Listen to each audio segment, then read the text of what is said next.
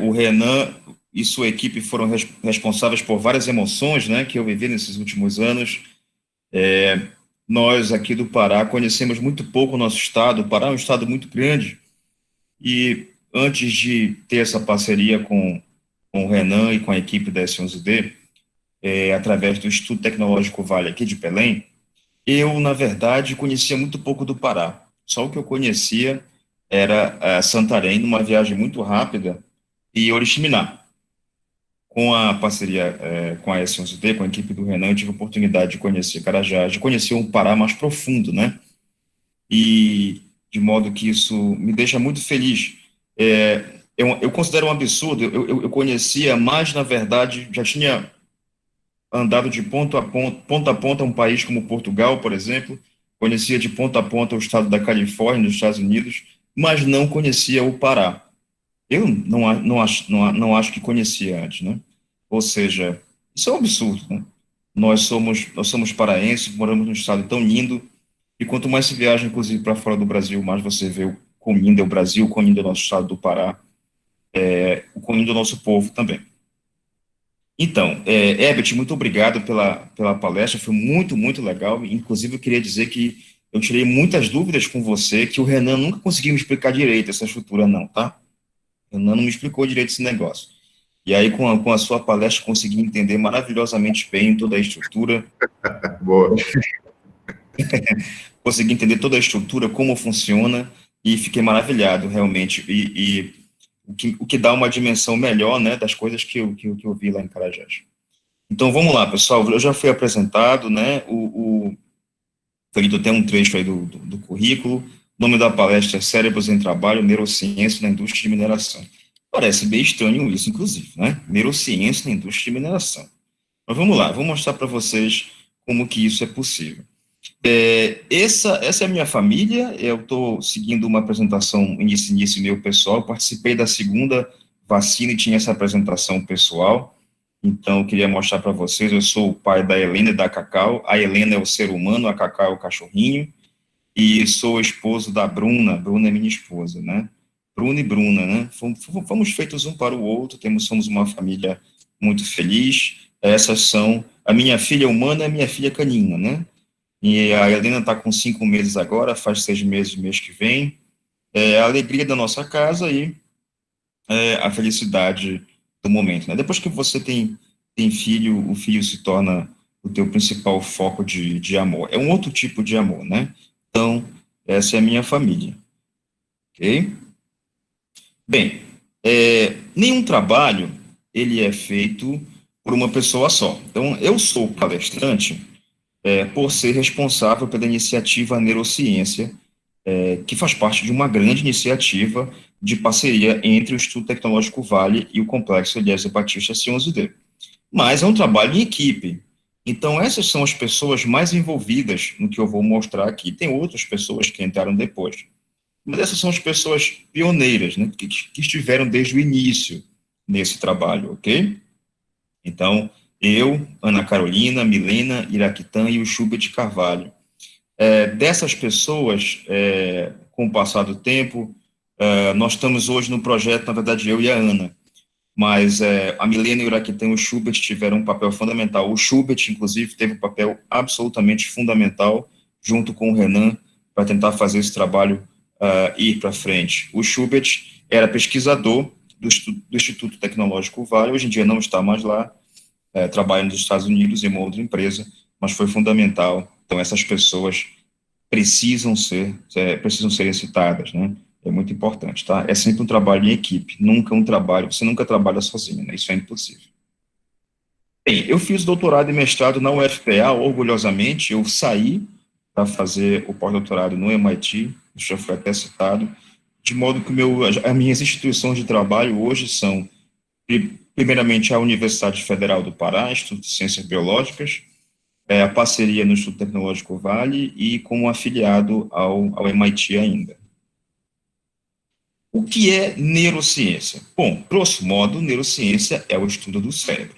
O cérebro é essa massa gelatinosa, ele é gelatinoso, né? Às vezes, eu não sei se alguém teve a oportunidade de estudar o cérebro na universidade, ou ver o cérebro como uma peça anatômica, mas o cérebro real, né? Não estou falando do cérebro como aquela peça anatômica artificial para você chutar. Não, o cérebro real, você já vê, ele está meio duro ali, mas na verdade ele é gelatinoso, ele está ali duro porque ele foi fixado por uma substância usada para que você possa estudá-lo quando ele está fora do corpo, né? O cérebro é uma massa gelatinosa que tem mais ou menos aí uns 4 quilos, é pesadinho, o cérebro é bem pesado, ele consome 30% da energia do corpo. Então, uma quantidade muito grande de energia é usada pelo cérebro. 30% da energia que é absorvida pelo seu corpo é usada pelo cérebro. E desses 30% usados pelo cérebro, você tem outras porcentagens aí que vai para essa ou aquela habilidade cognitiva, né? Mas às vezes uma boa parte dessa energia vai para o que é gasto no controle dos movimentos da musculatura e também nos movimentos no controle dos órgãos, do sistema hormonal, né? Então, sabe o que é bem legal de estudar o cérebro? É que todos nós temos um, né? E isso é bem interessante, certo? Quando você estuda o cérebro, você está estudando, você também está se estudando, né? Então, todos nós temos um cérebro entre as orelhas. Isso que é muito legal de estudar o cérebro, né? Você acaba se entendendo, você procura se entender também. Bem, o cérebro é a sede de todas as emoções, das faculdades intelectuais superiores. É o cérebro que entra em atividade quando nós amamos, é o cérebro que entra em atividade quando fazemos pós-graduação, graduação, quando nós andamos, quando enxergamos, pensamos, enfim, o cérebro é o responsável, é o artífice de tudo o que ocorre em termos de cognição, e cognição é essa junção entre consciência, percepção, você saber que está no lugar, saber que existe, saber que outros existem, e de coisas do funcionamento dos órgãos. Então, o seu rim funciona de modo adequado porque o cérebro está gerenciando, o seu intestino, porque o cérebro está gerenciando. Então, não só de coisas de faculdades intelectuais superiores, mas também do funcionamento dos órgãos. Agora, quando a gente pensa num laboratório de neurociência, por exemplo, geralmente a gente pensa nessas imagens aqui, né? Um laboratório da área de neurociência é majoritariamente considerado uma área de ciências biológicas. Então, quando você imagina um laboratório de neurociência, você imagina cenas assim, correto? E que ficam aparentemente bem distantes da mineração. Olha só, aqui você vê na primeira foto alguém fazendo uma dissecção, provavelmente é um ratinho. E aqui na outra foto, mais abaixo, você vê alguém manipulando uma substância em um receptáculozinho usando uma pipeta. Geralmente é essa a imagem que nós temos. E neurociência é isso também. Mas ela pode ter uma visão um pouquinho mais abrangente também da neurociência. Nessa visão mais abrangente, e hoje em dia existe uma demanda muito grande por essa visão mais abrangente, essa imagem clássica do laboratório de neurociência como sendo um laboratório que está numa universidade ou num instituto de pesquisa apenas, e as pessoas manipulando substâncias com tubos e tudo mais. Essa visão um pouco mais clássica é clássica, né? Não corresponde a uma visão muito moderna do que a neurociência pode fazer hoje em dia, inclusive. Então, vamos dar uma olhada nessa visão um pouco mais moderna, ok? E nessa visão mais moderna, a gente vai olhar que a neurociência ela começa a ser aplicada na indústria. Neurociência na indústria. Veja, a década de 2000 foi inclusive considerada como sendo a década do cérebro. Por que isso, né? Quando eu entrei na universidade, bom, primeiro falar para vocês, a área de ciência e tecnologia, ela tem modinhas também, né? Então é uma área cheia de modinhas. Quando eu entrei na universidade, na UFPA, na graduação, em biologia, que eu sou graduado em biologia, a área do momento, a área da modinha era genética. Todo mundo queria fazer genética. Agora eu vou falar o ano, né? Entregar a idade aí. Tem gente que nasceu muito depois disso. Eu entrei na universidade em 1996. E naquela época, a genética era a área que todo mundo queria fazer. Genética é aquela área que mexe com o DNA, a biologia molecular, a genética molecular. Era isso que o pessoal queria fazer. Neurociência não se falava muito, não. Tinha um cara lá no segundo andar que era considerado um bom neurocientista, mas ele era mais um anatomista do cérebro, sabe? O nome dele era Luiz Carlos de Lima Silveira. E aí entrei na graduação, não fiz estágio no laboratório de genética, saí desse laboratório depois, não quis ficar mais, falta de afinidade mesmo com o assunto, e fui entrar na neurociência na pós-graduação com esse pesquisador, Luiz Carlos de Lima Silveira. O Luiz Carlos de Lima Silveira foi o primeiro diretor do Instituto Tecnológico Vale aqui em Belém, um neurocientista. Mas isso ainda não diz nada sobre neurociência na indústria, correto? O fato de um neurocientista dirigir um laboratório, um instituto tecnológico originado de uma grande mineradora, uma das maiores do mundo, ainda assim isso não diz nada a respeito do uso da neurociência na indústria, isso diz respeito à capacidade de gestão do indivíduo. Ok, então vamos adiante, né? Então, contem um pouquinho da historinha para vocês aí de que a neurociência ficou moda na década de 2000, quando eu entrei era genética, e aí fui trabalhar com um cara que se tornou diretor do Instituto Tecnológico Vale, médico de formação e neurocientista de formação. Né? Bem, esse é o David Cox, ele também é um neurocientista. Olha, o David Cox, ele é o diretor do laboratório IBM MIT. IBM, aquela empresa imensa que fabrica computadores, e software também, né? O que o neurocientista faz dirigindo um laboratório da IBM no MIT? Esse laboratório é um laboratório especializado em estudos fundamentais para a inteligência artificial. Foi construído com uma verba de 240 milhões de dólares. Ficou pronto em tempo recorde. É um prédio muito bonito lá no MIT. Esse é o site do laboratório. E é o laboratório Watson, né? O Watson IBM Lab, para estudos em inteligência artificial. O Watson é a principal inteligência artificial da IBM. E deixa eu contar uma historinha que aconteceu da minha experiência com o Watson. Eu entrei no site do Watson, não é esse daqui, é outro, tá? E aí o Watson pediu para eu fazer o seguinte experimento. Não foi de graça, tá? Eu tive que pagar. Mas valeu a pena. Vocês vão gostar da experiência. Não sei se ainda pago. O Watson me disse que ia fazer uma análise da minha personalidade. Para isso, ele pediu textos meus, por exemplo, de redes sociais, e não precisava ser texto na ordem. Eu podia pegar os textos, jogar numa caixinha que o Watson fornecia, e no final ele daria um veredito sobre a minha personalidade.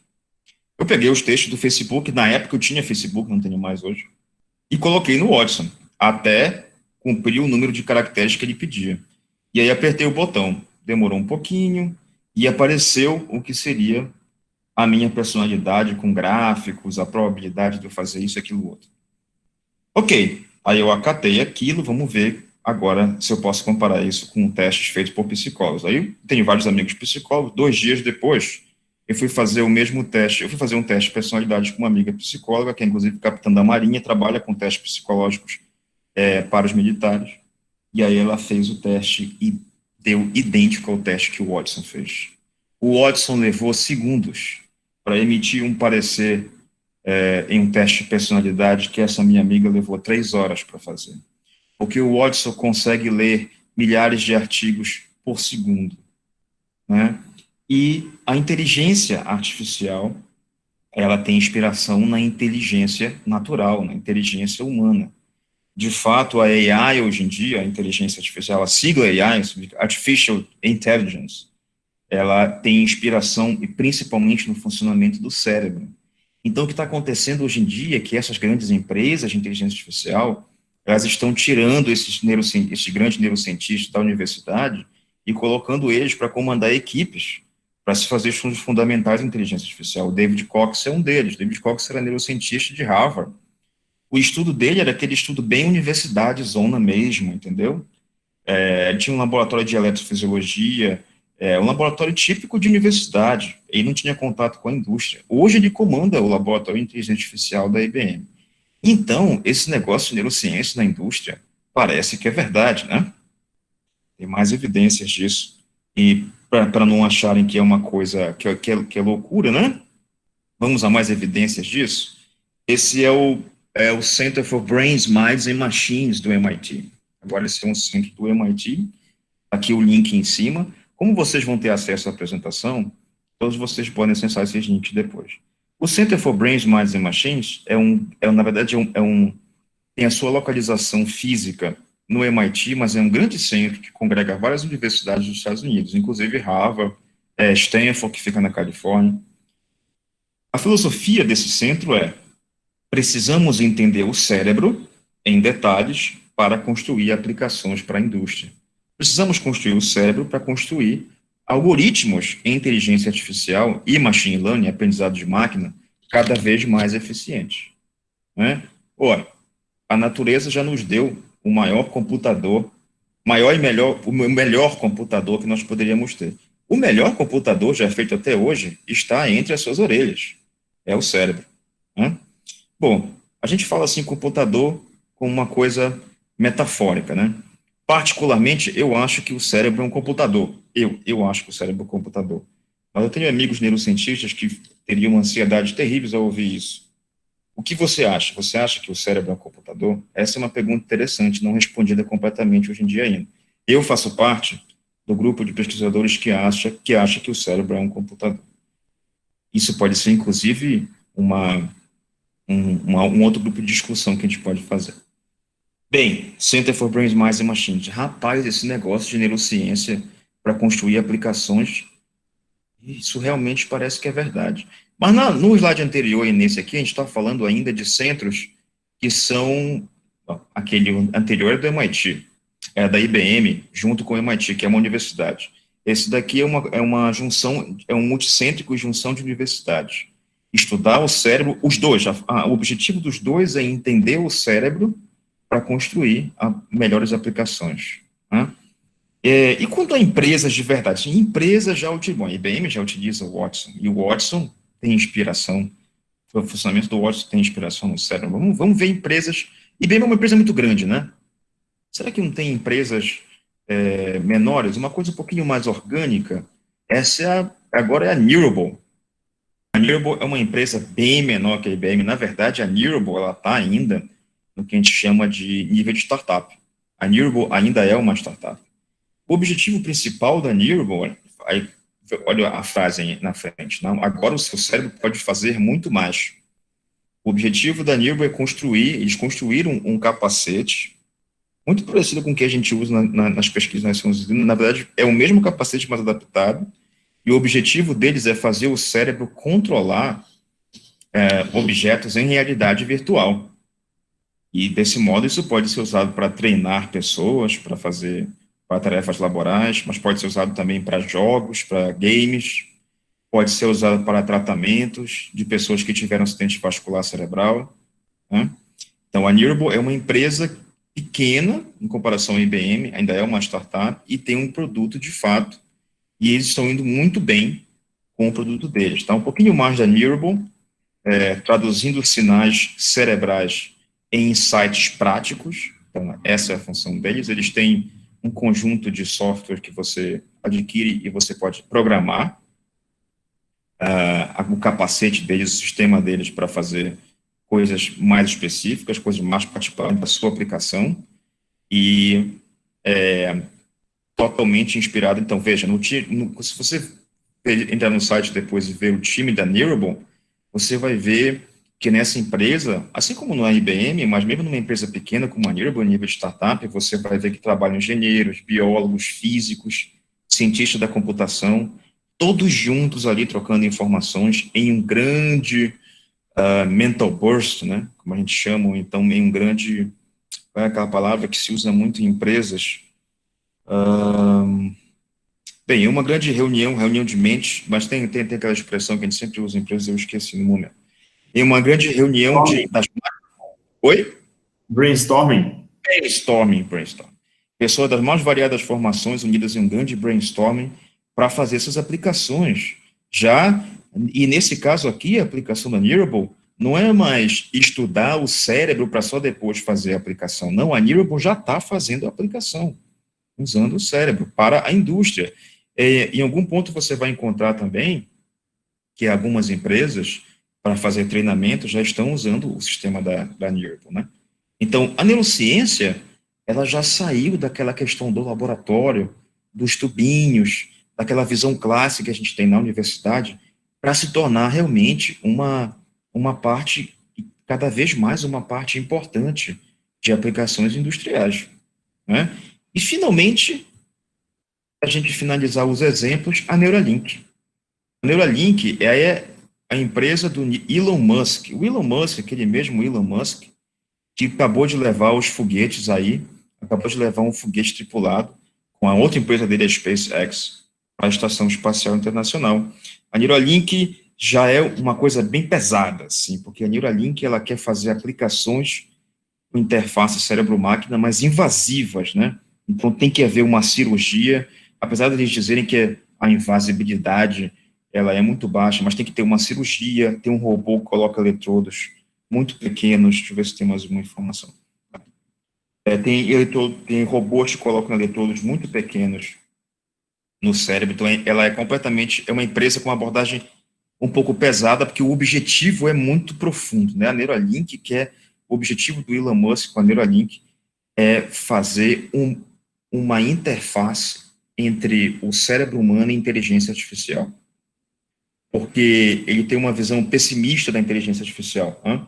Então ele acha que a inteligência artificial um dia pode tomar controle da humanidade, e tem essa visão meio ficção científica, e ele leva isso bastante a sério, o Elon Musk. Então, o objetivo da empresa é entender bastante o cérebro, mas fazer uma união entre o cérebro e a inteligência artificial para que nós possamos controlar a inteligência artificial e nunca ela nos controlar, né? Eu me pergunto, às vezes, se essa união não vai justamente facilitar a inteligência artificial a controlar os nossos cérebros, nossas mentes. Ele diz que não. Ok. Bom, e o que a gente tem feito? Nós não somos a IBM, né? Eu não trabalho na IBM, eu trabalhei no MIT, trabalho ainda, mas não exatamente na interface com uma grande empresa de neurotecnologia. O que nós temos feito aqui no Pará? Que chega um pouco mais perto dessas aplicações em empresas aí fora do Brasil. Nós temos esse projeto, usando o treinamento cognitivo para o desenvolvimento de operadores de alto desempenho, o POAD, que é o projeto o projeto desenvolvido pelo Instituto Tecnológico Vale em parceria com a equipe do Renan na S11D. Eu já falei para vocês que ter encontrado o Renan foi muito importante, porque para que a universidade, para que o Instituto de Pesquisa, mesmo que o ITV seja Vale, ainda que o ITV seja Vale, para que ele faça uma parceria com a parte com o pessoal que está no batente ali na Vale, é necessário encontrar pessoas que sejam sensíveis a aplicações inovadoras. Senão, a coisa não vai para frente. E nós conseguimos encontrar o Renan.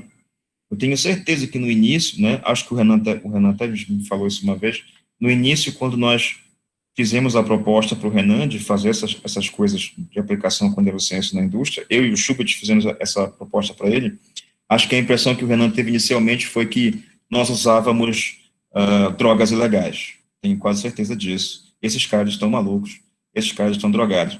Aí, com o tempo, a gente foi conversando, e fomos convencendo o Renan de que isso era possível, e os resultados hoje mostram que realmente é possível, e muitos resultados legais ainda virão, mostrando que nós acertamos em cheio na abordagem. O detalhe, a gente começou isso há uns 4 anos atrás, 3 ou 4 anos atrás, e essas abordagens que a gente vê hoje aí fora do país tinham começado, mas não estavam tão intensas, não. Então, a gente fez uma aposta baseada realmente numa área onde a coisa já tinha começado, essa questão de neurotecnologia já tinha começado, a aplicação em indústria, mas nós tínhamos o aporte dos artigos, dos resultados que saíam em artigos, em revistas especializadas. Isso é possível. E nós sabemos como fazer, ao menos uma parte, né? De competir o equipamento que a gente usar, a gente pode fazer isso. Esse projeto é composto por vários núcleos: o núcleo técnico, que o Renan gerencia, o núcleo cognitivo, que é gerenciado pelo ITV UFPA, o núcleo médico, que tem uma equipe da Universidade Federal de Ouro Preto, e o núcleo psicológico, o pessoal da PUC. Então, é um projeto bem grande, que inclui vários núcleos. A nossa parte de neurociência é uma parte dentre vários núcleos, então é muito importante citar a grandeza que é o POAD, e a quantidade de pessoas e expertises que estão envolvidas, especialidades envolvidas. Tem engenheiro, isso é que é legal, pessoal. Projetos grandes assim, hoje em dia, funcionam assim, né? tem engenheiro, tem cientista da computação, tem psicólogo, tem médico, tem biólogo, não é isso? Então, a abordagem multidisciplinar é muito importante. E vejam, vamos voltar ao título do projeto? Usando o treinamento cognitivo. Bem, vocês têm uma ideia do que é a cognição, né? Cognição é pensar. Para que você possa pensar, você tem que ter uma ideia de si e do mundo ao seu redor. Cognição, grosso modo, é isso. Se você vai fazer um treinamento cognitivo, então você vai treinar alguma coisa na sua mente. Você vai fazer algum tipo de treinamento mental. Vamos lá, ver, né, como é que é isso. Bem, primeiro a gente vamos fazer, todo projeto tem um problema para resolver, é isso? Então, todo projeto tem um problema para resolver. Então, eu vou apresentar para vocês o problema. Agora, a apresentação vai ficar meio assim, apresentação tipo de bolsista, sabe? Mas é importante para vocês, para a gente dividir direitinho o pensamento, né? Então, tem um problema, tem uma hipótese de trabalho, objetivos, fundamentos teóricos, materiais e métodos, resultados, próximos passos, tá bom? O problema, bem, o problema, ele pode ser colocado, principalmente, na seguinte situação. Eu já vou dar o play nesse vídeo aqui. O que vocês estão vendo é o simulador de escavadeira, lá da S11D. A primeira vez que eu vi esse simulador, eu fiquei maravilhado. Imagina você entrar, né, eu lembro que estava com o Renan e com o Riverley, que não está mais trabalhando ali na S11D, mas que foi muito importante para o início do projeto também, Riverley Torres. Nós entramos num carro, no início da mina, e aí a gente, na época a região ali dos acampamentos ainda estava sendo construída, né, Renan? A coisa ainda estava em construção, e aí nós chegamos na frente de um container desses de caminhão, que vai em embarcações, né?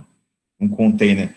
Quando você abria o container, pá, você se depara com um simulador caríssimo, né, que por sinal da empresa, na empresa na qual trabalha o nosso David, que tem um papel fundamental no fornecimento e entendimento de simuladores, o David Fosse, que está assistindo aí, a vacina web, e aí, isso me deixou maravilhado, imagina você, um container no meio do mato, porque a gente está no meio do mato ali, e aí você entra e tem um simulador 4D de um equipamento, um simulador caríssimo de um equipamento caríssimo. Então, o nosso objetivo era primeiro entender como que esse operador, você está vendo o operador aqui, manipulando esse simulador, e ele vai pegar, ele está na lavra, o que você está vendo, que está na frente dele é a simulação da lavra, na verdade, então ele vai pegar o minério, levar até a moega e retornar. Eu vou dar o play aqui, tá? Para mim vai ter barulho, eu acho que para vocês não vai.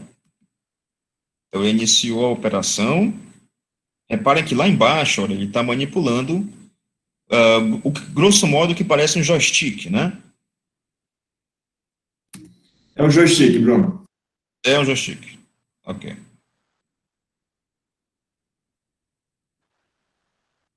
Só para ajudar a comentar, Bruno, esse é um simulador de escavadeira a cabo, né? 7495 da Caterpillar. Essa caçamba que vocês estão vendo aí na operação real, ela tem capacidade de 100 toneladas. E esse simulador tem uma alta similaridade com a operação real. E diferente de uma operação convencional, aí ele está descarregando num britador móvel, conforme o Everett comentou na apresentação dele.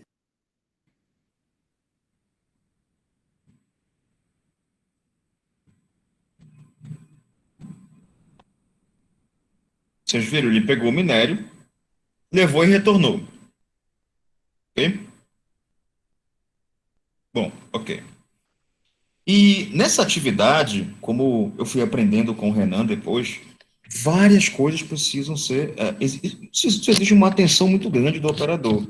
O operador não pode bater com a caçamba na moeda. O operador, enfim, isso pode levar a acidentes que vão prejudicar a própria integridade física do operador, mas também a prejuízos imensos.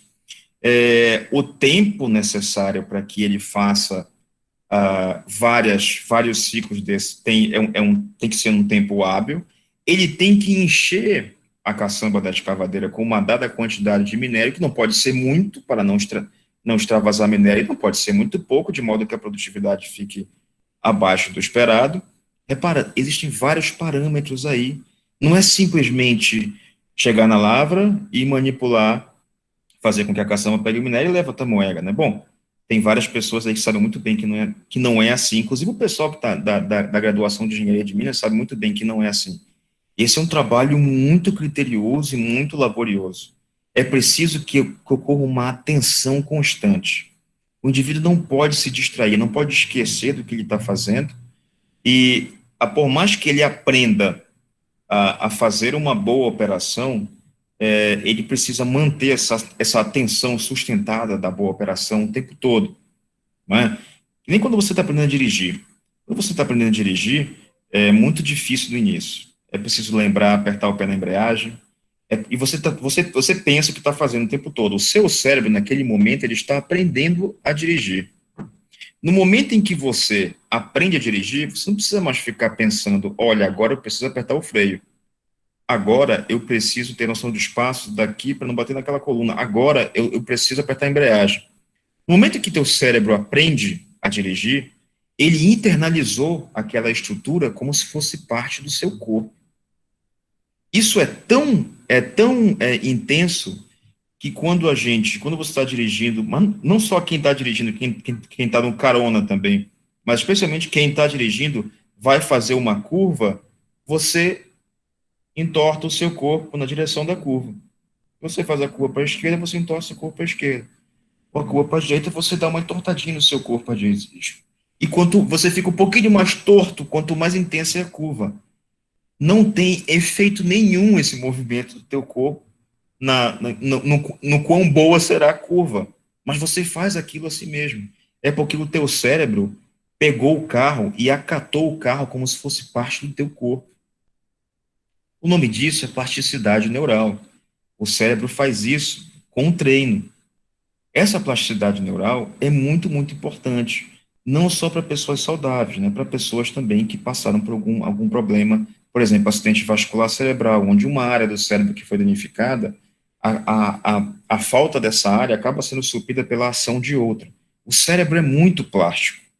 E quando o indivíduo está aprendendo, ele usa esse simulador. Ora, o simulador é usado justamente para que ele possa aprender a boa operação, para que o cérebro acate a escavadeira como se fosse uma parte do corpo dele e que ele possa usar essa parte imensa, que é nova agora para o corpo dele, do melhor modo possível, seguindo todos os parâmetros de segurança e de produtividade, né?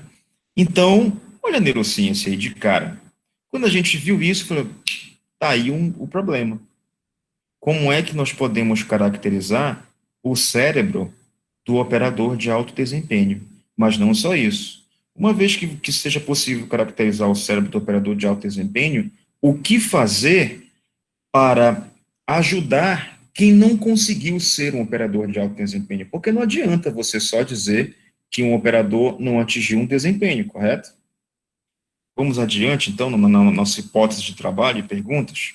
Bruno, só um Oi, detalhe, se eu puder, oi. só para ajudar mesmo, se tu puder passar o vídeo de novo, só queria fazer alguns comentários aí, tem bastante Com alunos de certeza. engenharia de Minas, né, que talvez não Certo. tenham visto um equipamento desse operando. Como o Bruno falou, essa Claro. máquina, tá passando o vídeo, Bruno? Vou botar agora. Começou. Tá. Essa máquina aí tem dois joysticks, né, eles controlam a elevação e giro do equipamento. Vocês estão vendo o operador. Atenção à mão do operador. Ele está controlando o joystick basicamente com um dedão. Vocês viram aí, né? Aí ele posicionou, vai iniciar a atividade de escavação com a mão esquerda. Agora ele alivia um pouquinho com a mão direita, porque o material ficou resistente, e continua o processo de escavação, tá? Então, é uma atividade muito técnica, né? Agora ele vai começar a girar, mão direita girando, está fazendo giro. Agora eu peço que vocês tenham atenção na abertura da tampa da caçamba. Observa como ela passa muito próximo da borda da moega do britador. Ali é uma distância, basicamente, de menos de 1 metro. Então, assim, é a questão do trabalho do engenheiro, do projetista, né? Mas pensando em quem vai operar o equipamento. Com certeza, a gente, hoje, se eu fosse projetar tanto o modus operandi dessa máquina quanto o modelo do britador, seria diferente. Então, assim, só um ponto de atenção, a gente tem que pensar nas pessoas que operam, tá? E o grande desafio que elas têm por trás disso, e é isso que o Bruno está trazendo. É um grande desafio realizar essa operação de forma segura e produtiva, tá? Exato. Nós temos tanta admiração pelos computadores que hoje em dia estão na indústria, né? A automação, o que eles podem fazer, mas o computador humano é incrível. Como eu falei para vocês, o melhor computador, nenhum computador até hoje feito foi capaz de chegar perto do cérebro humano. O cérebro, na verdade, é o ponto de partida, o cérebro é a inspiração para os novos algoritmos de inteligência artificial. Esse computador que está sendo, repara, a máquina e o operador são uma entidade só. Ele tem a assistência por computação naquela tela que você está vendo ali, né, que indica parâmetros, telemetria e por aí vai, mas o principal computador da operação está aqui, em cima dos ombros do operador. É esse o principal computador da operação. Nesse momento, ele e a máquina são uma entidade só. Ora, se a máquina tem que estar legal para realizar a operação, o operador também precisa estar legal. O computador daqui precisa estar bem. Esse computador precisa estar saudável. Não é? Então, repetindo. Se a gente queria, através de estudos em neurociência, achar qual é o operador de alto desempenho, é preciso entender o que acontece quando o operador não tem alto desempenho e o que fazer para que ele tenha alto desempenho. Alguma ação da neurociência, além das ações técnicas, que são muito conhecidas pelo grupo do Renan, de treinamento. Vamos lá. O nosso projeto, ele se insere dentro da concepção moderna de desenvolvimento sustentável. Eu faço questão de colocar isso porque o Instituto Tecnológico Vale aqui de Belém, ele é voltado para o desenvolvimento sustentável. Mas pessoas têm uma importância fundamental no desenvolvimento sustentável. Então, essa é uma definição moderna de desenvolvimento sustentável e essa parte amarela contempla o que a gente está fazendo, né? É o conceito de necessidades, em particular necessidades essenciais às pessoas pobres do mundo. Não só pessoas pobres, pessoal, pessoas de um modo geral. É preciso que o desenvolvimento sustentável ele existe para a preservação ambiental e nós, seres humanos, fazemos parte do ambiente. O bem-estar humano é importantíssimo no desenvolvimento sustentável. Então, a gente se situa, assim, dentro do desenvolvimento sustentável, não de modo explícito, mas em uma definição mais moderna de desenvolvimento sustentável. Okay? Bom, a gente vai fazer algumas definições agora para entender o problema. Tem 3 fatores importantes para analisar, 3 fenômenos cognitivos importantes para analisar nessa operação aí, né, no que o operador estava fazendo. A gente tem que definir a atenção, e existe uma definição científica de atenção, olha só, atenção, seleção de características de interesse às custas da negligência de distratores, né? Quando você tem atenção a algo, você está obrigatoriamente negligenciando, ignorando outras coisas. Então, se você está procurando a chave do seu carro antes de sair de casa, você vai parar o olhar ao procurar e achar a chave do seu carro, ou pelo menos uma chave qualquer, para então verificar com o toque se é a chave do seu carro. Você está ignorando todo o resto para procurar a chave do carro. Isso é atenção. Muito próximo com a atenção tem um negócio chamado memória de trabalho. Se define como uma memória de curta duração relacionada com a percepção consciente imediata e processamento linguístico. Vamos colocar no mesmo patamar para ficar mais fácil, na chave aí. Você está procurando a chave do seu carro. Você pode demorar 5 minutos, 10 minutos para achar a chave do seu carro. Mas durante esses 10 minutos, você tinha um objetivo, achar a chave do seu carro. Essa era a memória de trabalho. A memória-chave do carro estava ali presente.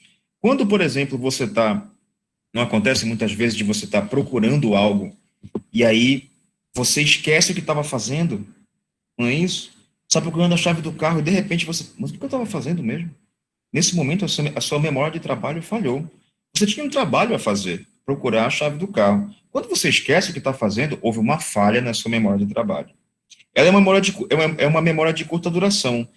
Daqui a 10 dias, uma semana, talvez amanhã, você até esqueceu que estava procurando a chave do seu carro.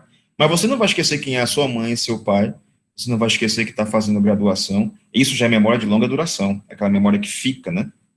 Procurar a chave do carro naquele momento é uma memória de curta duração, mas você está usando memória. Você não pode esquecer do que estava fazendo. Você estava procurando a chave do seu carro. No caso do operador, ele não pode esquecer o que estava fazendo. Ele está usando ali, manipulando, usando botões e levando o minério, ele não pode esquecer, não pode deixar de ter a atenção no que está fazendo, não pode esquecer do que está fazendo. Se ele esquecer do que está fazendo, ele vai deixar de ter atenção. Percebe como memória de trabalho e atenção estão intimamente ligadas?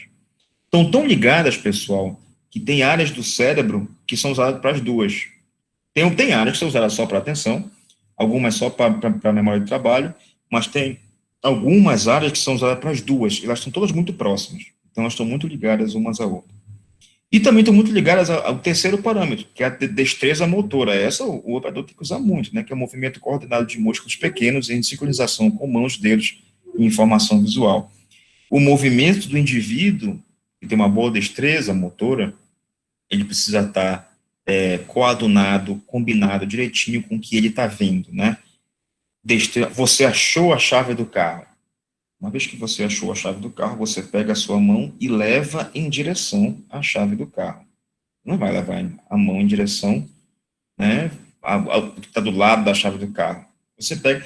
Isso é tão... A gente faz isso com tanta facilidade, mas tem uma quantidade tão grande de passos aí, a complexidade tão grande para você fazer isso, pessoal. Você olhou a chave do carro e você pega a sua mão e leva em direção à chave do carro. Perguntem para o pessoal de robótica a dificuldade que é para fazer isso. O robô olhar um objeto e simplesmente levar a mão até aquele objeto. E quanto tempo se levou para se chegar a uma ação tão simples como essa? Agora, imagine um indivíduo numa escavadeira, né? A gente viu no simulador, imagine na operação real, que eu fui na operação real também. Imagina isso. Hein? A destreza motora, tensão e memória de trabalho constantes ali por muitas horas. As nossas perguntas agora, pessoal, para abordar em termos de neurociência o que o operador faz, né? Como caracterizar o cérebro de um operador acima da média? Ora, se você caracteriza o cérebro do operador acima da média, você está sabendo também como é que é o cérebro do operador que não está acima da média.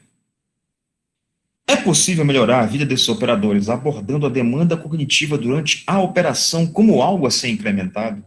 Ou seja, uma vez que você sabe qual é o operador acima da média ou que não está acima da média, como fazer para incrementar, para melhorar a operação? Como fazer com que o operador que não está acima da média se tornar um operador acima da média? Não é? E com saúde, muito importante. Repara, a pesquisa precisa ser inclusiva. É uma pesquisa, uma abordagem inclusiva. Eu não posso simplesmente dizer qual é o operador que não está acima da média e ficar por isso mesmo. Não é? Bem, ou seja, é possível incrementar a atenção, memória de trabalho e destreza motora do operador que não está acima da média? E como saber se esses parâmetros cognitivos motores foram incrementados? Que variáveis podem ser usadas, ou seja, quais os marcadores? Então, são essas as principais perguntas que nós temos usado na nossa pesquisa, ok, pessoal? Então, eu apresentei para vocês o problema, essas são as perguntas que surgem, né, da racionalização desse problema, ok? Bem, qual é a nossa hipótese de trabalho, então, nesse projeto? A atividade cerebral dos operadores difere. Mas isso acontece porque a atividade cerebral de cada um não é a mesma de pessoa para pessoa. A atividade cerebral dos operadores difere. Se o cérebro é responsável por fazer tudo que a gente consegue fazer, e se o Renan, através da sua análise técnica, se o Renan e sua equipe, através da análise técnica, nos informaram que existem operadores de níveis técnicos diferenciados, então a gente pode supor que o cérebro deles difere. Vamos continuar na hipótese? Bom, essa ativação diferencial, ou seja, o cérebro diferente, pode apenas ser caracterizado usando eletroencefalografia, que não apenas pode ser caracterizado usando eletroencefalografia, mas também pode ser alterada de modo a incrementar parâmetros cognitivos importantes à operação. Aqui eu já introduzi a palavra eletroencefalografia, que vai ser o nosso principal equipamento, a nossa principal metodologia para medir a atividade cerebral. Bom, o que nós queremos, então, com isso é o aumento da qualidade de vida dos operadores, o aumento da produtividade dos operadores, uma é consequência da outra. O operador não vai ser produtivo se ele não tiver uma boa qualidade de vida, se ele não estiver satisfeito e saudável no seu trabalho, isso é muito importante, né? Com isso, nós podemos conseguir também uma redução de acidentes e, claro, também desenvolver ferramentas para identificação de bons operadores. Repetindo, identificação de bons operadores significa também treinar operadores que não estão muito bons para ficarem acima da média, ok? Bruno, licença, só uma observação com relação ao tempo, para te estar ciente, né? Eu sei que tu está com a tela de apresentação e não está acompanhando tanto tempo. Questão ainda de Tá. mais 20 minutos, tá? Tá bom, Renan. Eu vou precisar pular alguns slides, tá bom? Ok, fica à vontade para controlar, mas sem perder o contexto da equipe que Claro. está assistindo, tá? Esse foi um cálculo, pessoal, que nós fizemos com o Renan, quando a tonelada do minério ela tinha um dado preço para um dado período. O objetivo são 9.000 toneladas por hora. Isso seria considerado uma boa produtividade para a escavadeira, não é? Então, o Renan tinha feito o seguinte cálculo: se você conseguisse, não vou expor todo o cálculo aqui, mas se nós conseguíssemos uma diminuição no tempo, ou seja, uma maior produtividade que levasse a uma... Você diminui o tempo de operação, que o indivíduo está na operação, o tempo de ciclo, mas o indivíduo mantendo a produtividade. Ele vai fazer isso se ele estiver saudável, ele vai fazer isso se ele estiver mentalmente bem. Se nós conseguíssemos essa diminuição de 1 segundo, esse ganho de 1 segundo, isso geraria, em um ano, um ganho de 219.916.000 reais, aproximadamente, né? 1 segundo. Então, o Renan sempre fala, a gente precisa lutar por esse 1 segundo. Okay? Só uma observação, tá, Bruno, aí nesse slide, a questão do preço do minério em dólares, tá? Então, pense nesses valores em dólares, tá? Tá. Na verdade, nesse caso aqui, eu tinha feito a conversão já para reais na época, tá? O valor estava em dólar, eu tinha feito uma conversão para... Não, realmente, o preço deveria ser em dólares. 219, o que piora a situação, então, não? 219 milhões... Não, estava em reais, né? Eu tinha feito realmente o valor em reais, tá, pessoal? Tá realmente em reais. Eu tinha esse slide com os valores em dólares, coloquei em reais. Vamos lá. Bom, eu falei para vocês que a gente precisa, então, achar os operadores, precisamos achar os operadores que estão acima da média, consequentemente, que estão abaixo da média, precisamos, então, treinar esses operadores para que fiquem bem, para que possam ter uma produtividade boa, saudáveis, mentalmente sãos, né? E que possam levar, inclusive, essa saúde para casa, né? Você leva a saúde para casa, de fato. Bom, depois vocês vão entrar nesse site aqui para treinar a atenção de vocês, e só antes de entrar no treinamento cognitivo em si, o que o operador faz, veja, pessoal, nós temos um corpo teórico imenso, já mostrando como a atenção pode ser treinada. Esse é um artigo muito interessante, eu só vou falar para vocês rapidamente, e logo dizer de cara, sabe qual é o melhor método para você treinar a sua atenção? Videogame. Nesse artigo, foi muito comentado no meio acadêmico, ela conseguiu, com um jogo de tiro, sabe aquele Doom, que era famoso, jogo de tiro em videogame? Pessoas que treinaram nesse jogo conseguiram manter uma atenção acima do que eles estavam antes de conseguir ir para o jogo, por até 3, 4 meses, mesmo sem ter jogado mais nenhuma partida.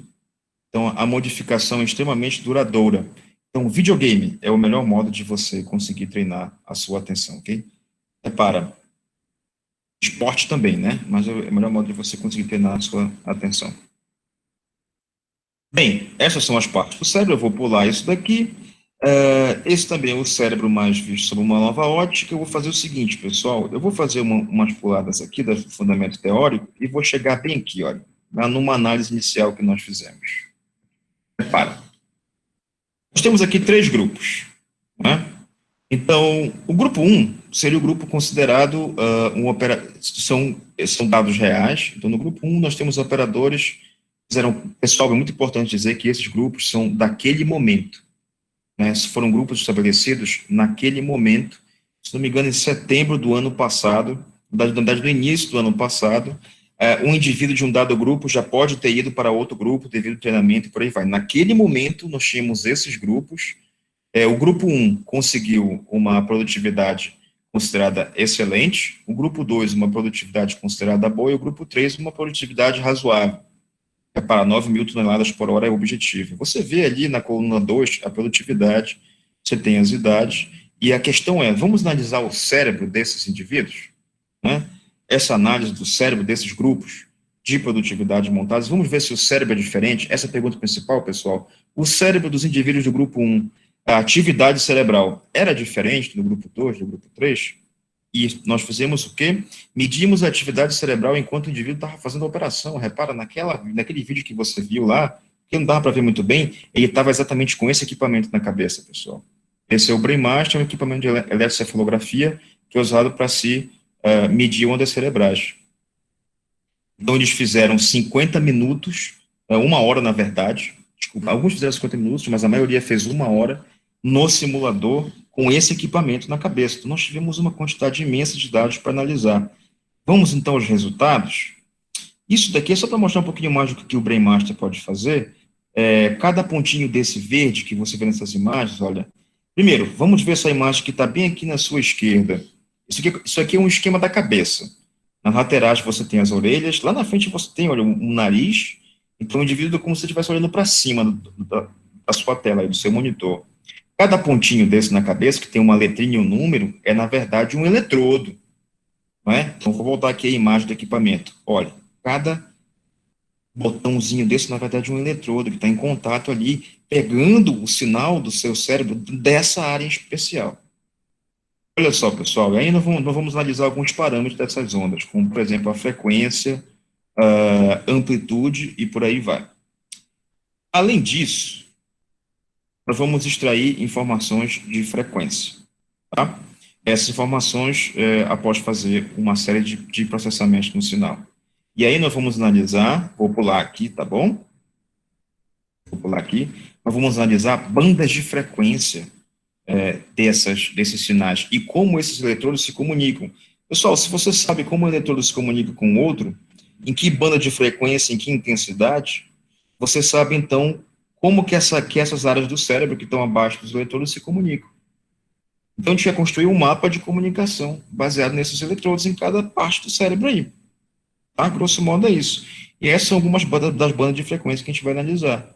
Vou passar direto para os resultados aqui. Veja que interessante, pessoal. Olhe para esse conjunto de gráficos aqui. Deixa eu ver se eu boto um point laser aqui. Aqui. Olhe para esse conjunto de gráficos aqui. Nós analisamos, repara, o operador estava 60 minutos, 1 hora fazendo a operação. Esse aqui é o grupo 1, o grupo com uma produtividade excepcional. Esse aqui é o grupo 2, o grupo com uma produtividade boa, e esse é o grupo 3, o grupo com uma produtividade razoável. Para a onda alfa, pessoal, cada pontinho preto desse aqui era um eletrodo que estava na cabeça do indivíduo. Isso aqui, cada gráfico desse é como se fosse a cabeça do indivíduo, onde na frente fica o nariz, aqui para os lados as orelhas e aqui atrás a parte de trás da cabeça. Veja só a diferença entre 3 minutos finais, pessoal, o indivíduo está acabando de fazer ali a operação há 1 hora, para essa onda alfa.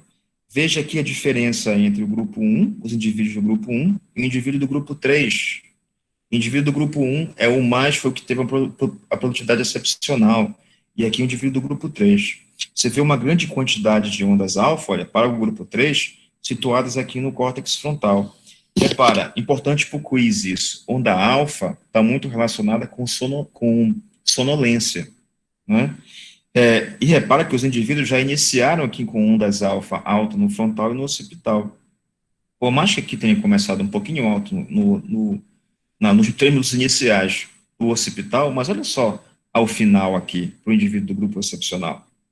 Então, você já vê que existe uma diferença de cara para ondas alfa, né? Que vai de 8 a 15 Hz. Para ondas beta também. Vejam aqui o gráfico, pessoal. 3 minutos iniciais, essa elipse pontilhada aqui é para isolar essa parte do cérebro. 3 minutos finais do indivíduo do grupo 1, agora para onda beta, é um outro tipo de onda cerebral. E você compara com o grupo 3, né? Teve uma grande quantidade de ondas betas aqui. Repara, ondas alfa, sonolência. Vamos analisar outro tipo de gráfico agora. Bom, eu vou pular a beta 3 e a alfa 2. Da alfa 2, vamos pegar para a onda alfa 2 agora. Eu sei que você não é iniciado nesse negócio de alfa. Eu estou querendo te mostrar, para ficar o dado de que a atividade cerebral é diferente. E que, ou seja, a divisão técnica feita pela equipe do Renan mostrou numa análise com técnicas de neurociência que, de fato, a atividade cerebral é diferente. Veja a diferença. Grupo 1 para o grupo 3. O grupo 1 repetindo alta produtividade, o grupo 3, produtividade razoável apenas. Vejam a incrível diferença. Onda alfa muito forte aqui no frontal. Bom, repara, Importante para o quiz, onda alfa relacionada à sonolência. Isso indica que esses indivíduos do grupo 3, que tiveram uma produtividade razoável apenas, naquele momento, naquela sessão, esses indivíduos provavelmente já chegaram para trabalhar cansados, estavam sonolentos. Né? Esse é um outro tipo para analisar os dados.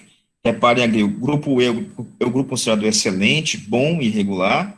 Então, que é aquele grupo que eu falei para vocês, excepcional, um grupo bom e grupo razoável, que eu chamei lá, né? E de excelente, B de bom e R de regular, de razoável. Vejam aqui, os 3 minutos iniciais da operação no simulador e os 3 minutos finais. Olha só a diferença entre as ondas aqui. Como eu te falei, por mais que você não tenha essa iniciação no que são as ondas e tal, é só para você ver como os cérebros são diferentes naquele momento, naquela operação, naquele dia, né? Olha, veja o cérebro médio do operador que foi excepcional e o cérebro médio do operador que foi regular. Essa quantidade de pontos vermelhos significa beta, as ondas beta, e de pontos amarelo, as ondas teta. Teta, que é baixíssima frequência. Veja a quantidade de teta aqui no córtex frontal, na parte frontal da cabeça dos indivíduos do grupo regular. Importante para o quiz, ondas teta na parte frontal significam fadiga mental. Ondas alfa se relacionam à sonolência, ondas teta à fadiga mental. Então, esse é mais um dado importante. Então, há indícios de que os indivíduos do grupo 3, o grupo que teve uma performance razoável, estavam mais sonolentos, por isso mais propensos à fadiga mental. Naquele dia, não significa que em outro dia, ou mediante treinamento, que eles não vão ter uma melhora, é claro. Bem, agora a gente tem que ver como é que vai ser feito o treinamento. O treinamento é o seguinte, tinha um vídeo de treinamento que os operadores fizeram aqui em Belém, no ITV. Eu não consegui esse vídeo porque ele fica numa base de dados do ITV e devido à pandemia, já faz 3 meses que estão todos de home office. Eu teria que, na verdade, ir ao computador do ITV para pegar os vídeos. E está muito perigoso isso aqui em Belém, não pude fazer isso. O treinamento cognitivo já foi feito, a gente precisa fazer a análise. E ele é feito com essa técnica chamada de EEG com neurofeedback, que esse artigo apresenta. Então, repara, eu estou mostrando para vocês que existe já essa técnica, existe essa abordagem, ela está bem fundamentada. Mas eu vou falar para vocês basicamente o que os operadores fizeram aqui. Eles jogaram videogame com ondas cerebrais. Infelizmente, não tenho vídeo para mostrar, pessoal. Eu fico devendo essa, foi uma falta grave, mas como eu falei, teria que ter eu e TV para conseguir esse vídeo editar. Bruno, Oi. Vou compartilhar minha tela, eu tenho o vídeo, tá? Ótimo, perfeito, Renan, muito obrigado.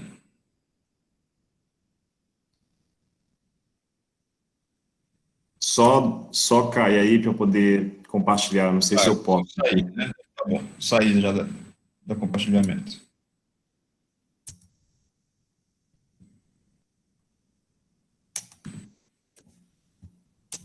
Quando estiverem visualizando, me avisem, tá?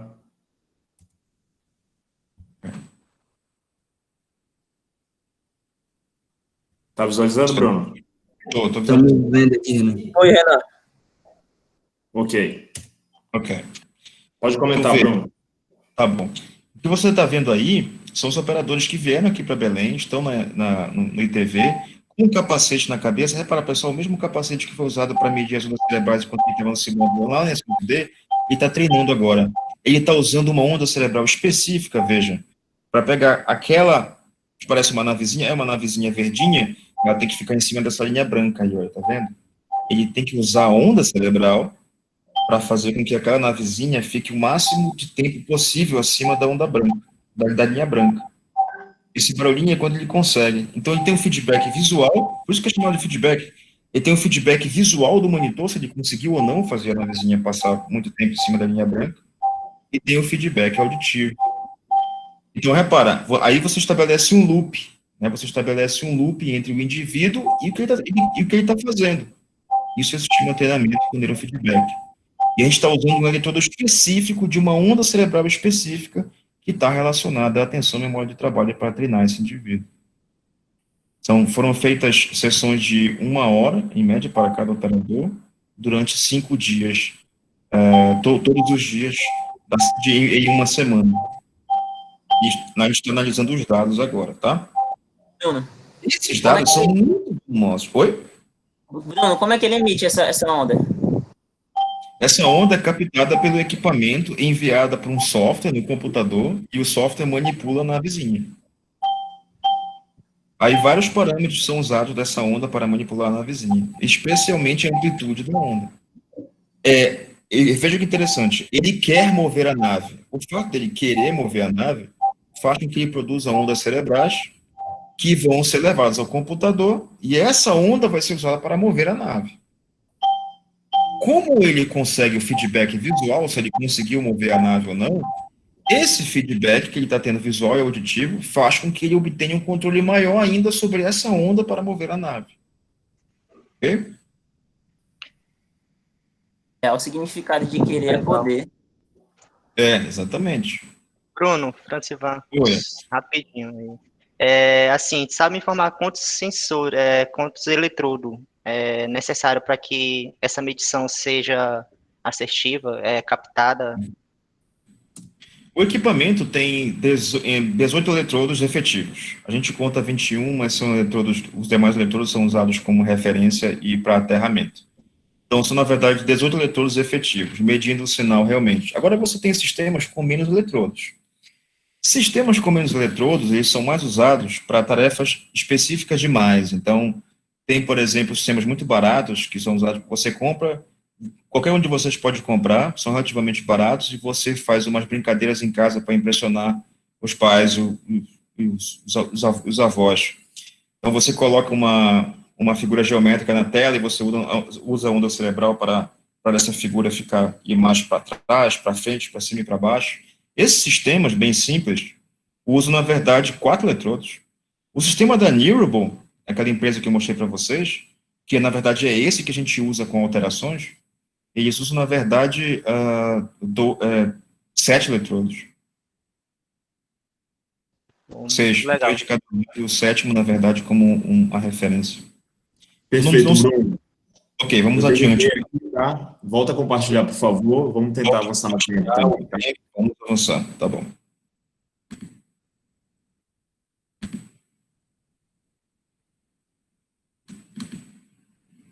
Já, pessoal, apareceu novamente aí? Apareceu, Renan? Tá, pessoal, já vamos finalizar, tá? Deixa eu só botar no modo de exibição aqui que não ficou ainda. Só um momentinho. Pronto. Eu estava mostrando para vocês a fundamentação teórica. Pessoal, um outro resultado importantíssimo que já existe, mas ele precisa de refinamento. Ele precisa de uma melhoria. Por isso que eu não vou mostrar para vocês agora. Dessa ação aqui, e essa é uma ação fantástica pelo seguinte. O que vocês estão vendo aí no seu lado esquerdo são as ondas cerebrais. A gente também está usando essa abordagem para classificar os operadores. As ondas cerebrais vão entrar num algoritmo de inteligência artificial, constituído de redes neurais, portanto, em uma abordagem de aprendizado profundo, deep learning, e a gente vai ter a entrada na rede neural, e a saída é para o sinal neural entra na rede, deixa eu botar um ponte laser, o sinal neural entra na rede, ela vai interpretar esse sinal e vai sair uma classificação. Uma resposta à pergunta, esse operador é de alto desempenho? Sim, não, ou a resposta pode ser também inespecífica, né? Se for a gente coloca inespecífico porque essa resposta pode aparecer. Veja, imagina se nós pudermos fazer isso, se nós pudermos caracterizar as ondas cerebrais do operador, isso depois de treinar a rede neural em vários operadores das mais variadas performances, dos mais variados desempenhos, a gente pode fazer com que, a hipótese é fazer com que essa rede identifique, então, um indivíduo que pode ser potencialmente um bom operador, um operador de alto desempenho. Se não for potencialmente um operador de alto desempenho, como é que a gente pode particularizar o treinamento desse indivíduo? Então, isso é muito importante. E aí, eu queria deixar para vocês o quão interessante é essa figura. Nós estamos usando uma abordagem de inteligência artificial inspirada no cérebro para estudar o cérebro. Percebam quão interessante é isso? A rede neural artificial, isso está, hoje em dia, muito em alta demanda, é um algoritmo de inteligência artificial inspirado no cérebro, por isso chamado de rede neural artificial. Nós estamos usando esse algoritmo para estudar o cérebro. Percebam o loop tecnológico, né, esse ciclo virtuoso que existe em ciência e tecnologia. Impressionante, não? Bem, vou pular esse slide. Nosso trabalho foi citado com a ajuda do pessoal da S11D, grande ajuda, citado no World Business Council for Sustainable Development, que é um grupamento de empresas que congregam ações para o desenvolvimento sustentável. O núcleo, na verdade, todo o POAD mereceu um reporte dessa incrível instituição, graças à dedicação e divulgação do Renan e sua equipe. Então, foi um momento de grande orgulho para nós, além de artigos que têm saído na área e uma patente que foi em submissão. Esse é o meu contato, vocês vão receber a apresentação. Eu estou precisando, inclusive, de pessoas interessadas em trabalhar com essa interface neurociência, tecnologia, pessoas que gostam de programar, pessoas que gostam de matemática, ok? Se você gosta de matemática e gosta de programar, se você não sabe programar, mas está com muita vontade de aprender, quem sabe a gente pode trabalhar junto. Agora na pandemia a coisa está complicada, mas isso vai acabar e o laboratório vai reabrir normalmente. Saudação vulcânica, longa vida e prosperidade.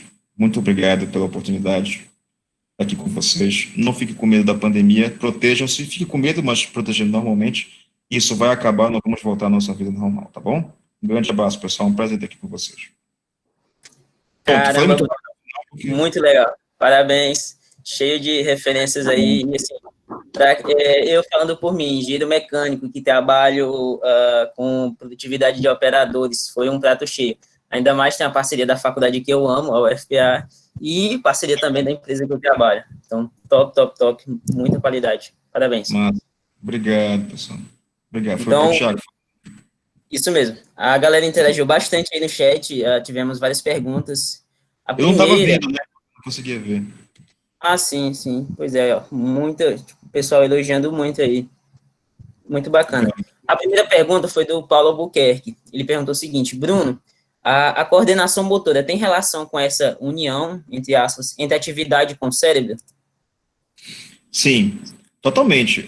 A coordenação motora, imagina, o cérebro precisa, os seus movimentos precisam estar em consonância com o que você vê. Imagina você está dirigindo, né? Você está dirigindo em alta velocidade. Imagina o cérebro de um indivíduo que pilota um carro de Fórmula 1, por exemplo. Pessoal, no momento que a informação visual entra no seu... Entrou aqui no olho, vamos pensar em termos de visão? A coisa entra no seu olho e ela vai para o cérebro. Até o cérebro interpretar, isso leva um tempo. Não é instantaneamente. Parece que é instantâneo, não é? Mas não é. Então, precisa entrar no cérebro a informação, o cérebro precisa interpretar o que é, e aí só então a informação sai do cérebro para movimentar os músculos da sua perna, da sua mão. Então, percebe o quão complexo é isso? Então, é totalmente sim relacionado. Muito bacana. Estou lembrando aqui, quando eu jogava videogame, ficava fazendo os movimentos. A Silvana perguntou: que trabalho ou ações são realizadas para esses operadores que não conseguem passar pelo POAD? Então, o treinamento cognitivo tem várias ações. Eu falei só da ação do nosso núcleo, né, o núcleo cognitivo. Eu posso só citar a ação de outros núcleos. Por exemplo, o núcleo médico tem uma ação muito interessante, e o psicológico também. O POAD é um projeto muito grande. Então, as pessoas que não estão chegando à excelência que se quer de produtividade, elas vão ter, então, uma assessoria médica. Vejam, não adianta o indivíduo fazer o treinamento cognitivo da nossa parte, se ele está, inclusive, com índices altíssimos de glicose no sangue, se ele está muito obeso, se ele tem altos níveis de colesterol. Para isso, ele tem, então, uma assessoria médica, do núcleo médico. Se ele está com problemas em casa, a vida não está legal, ele está com depressão, isso também precisa de ajuda, né? Então, o indivíduo tem também uma assessoria psicológica. Tem várias ações aí, não só a nossa, né? Tem várias ações do POAD sendo realizadas para que o indivíduo possa voltar a ter uma vida saudável, se esse é o principal ponto que influencia a produtividade. Muito legal. Só para ajudar também, Thiago, complementar a resposta, na verdade, o POAD é um programa piloto, né?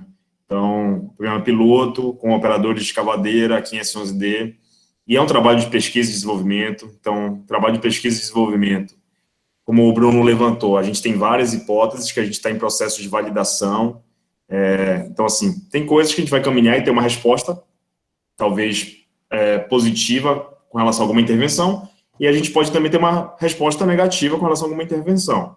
Então, a partir disso, a gente vai gerar um protocolo, a ideia é essa, né? Gerar um protocolo que a gente possa replicar. Então, hoje ele está, sim, limitado ao número de operadores, pessoas mais específico, mas com potencial, alto potencial de replicação na mineração e outras atividades laborais. Exato.